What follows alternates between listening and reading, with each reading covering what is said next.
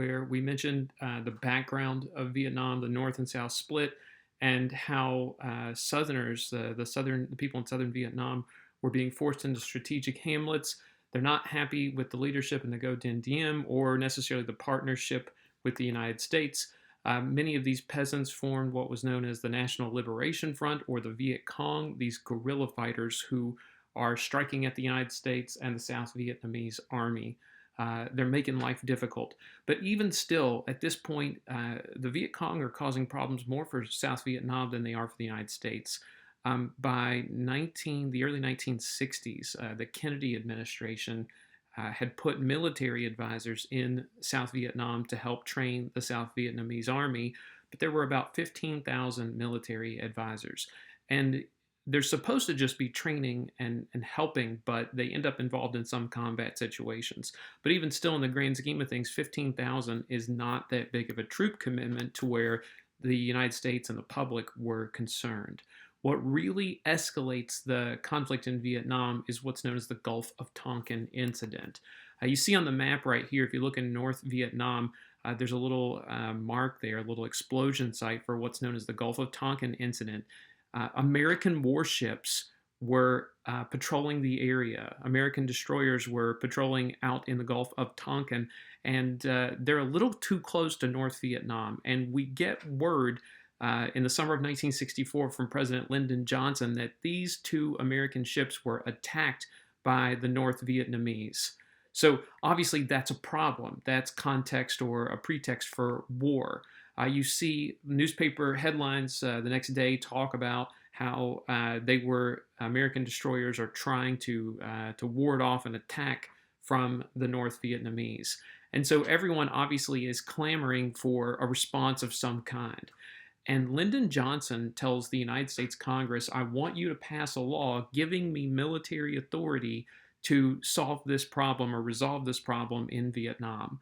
And Congress does that. Out of the 535 members in Congress, 533 of them vote to give the president the authority, military authority he needs in order to resolve the situation in Vietnam. This means that President Johnson is going to commit a large number of troops to the scenario, to this particular situation. Okay, if you take a look at the graph here, you can see that there's going to be a major escalation. By 1965, we go from having 15,000 military advisors to nearly 200,000 combat troops. These are people in Vietnam. You see that number is going to radically increase and peak in 1968 with over 500,000 soldiers fighting in Vietnam. That is a ridiculous amount of soldiers being committed to a very small country. Most of these people that are serving over here are drafted. You get a huge number of draftees who fight for the United States. And if you got drafted, there was a pretty good chance that you were going to end up being in the infantry.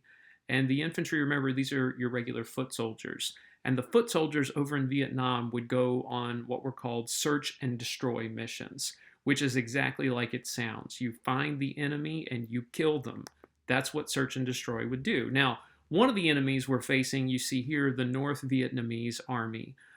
These soldiers carrying the Russian-made Kalashnikovs, AKs, they are easy to identify because, like the United States military, they tend to wear uniforms.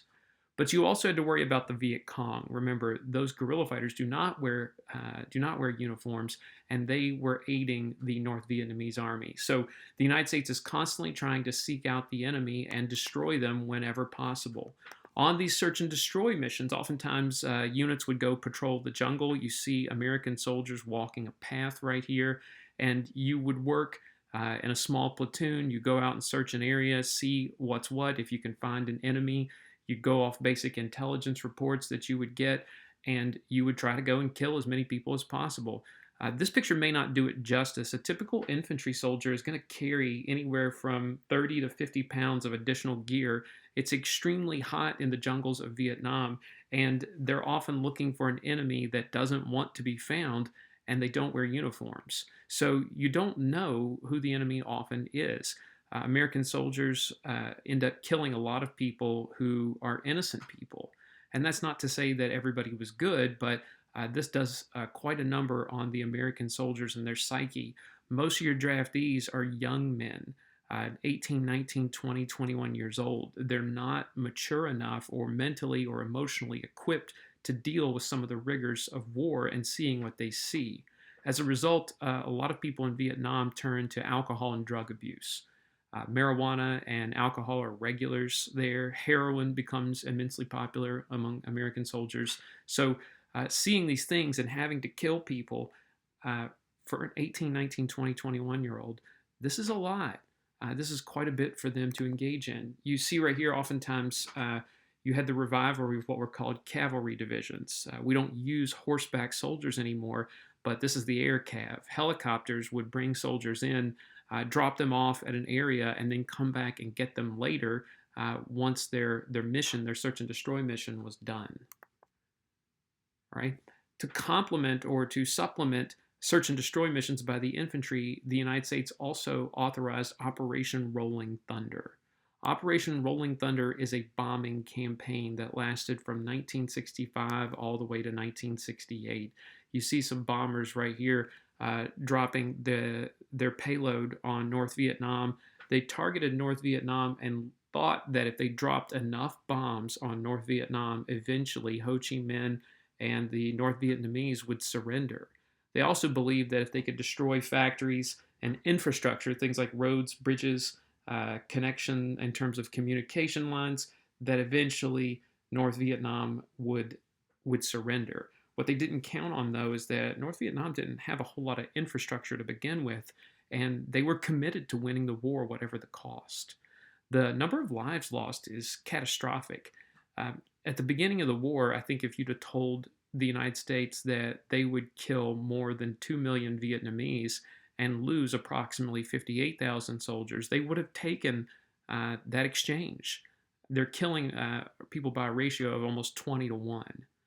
They believed they would win the war that way, that it was a war of attrition, that North Vietnam couldn't survive, that we'll kill so many people that you'll get tired and you'll just quit.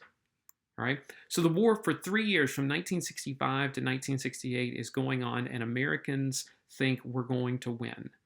Unfortunately, they're very mistaken. At the beginning of 1968, you see something that changes the direction of the war. It's called the Tet Offensive. Now, the Tet Offensive, at the beginning of 1968, you have to understand Tet is the Vietnamese New Year holiday, and it's at the end of January. They work on a different calendar.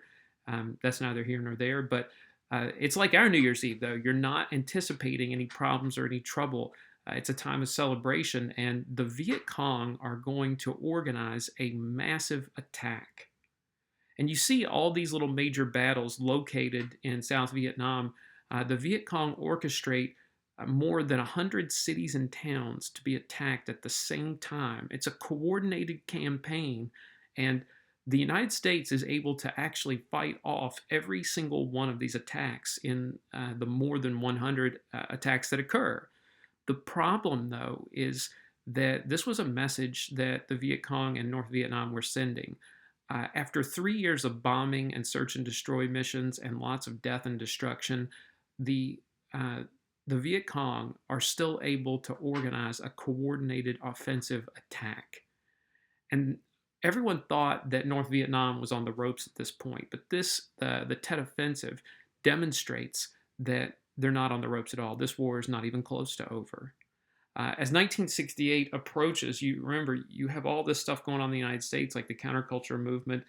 You have Lyndon Johnson's Great Society program, and this is bad news for Lyndon Johnson. In fact, he's so distraught over this and other problems in the United States that he chooses not to run for president again, even though he had an additional term that he could have ran for. All right, we'll pick up with this and finish up this chapter in one last short video here in a few minutes.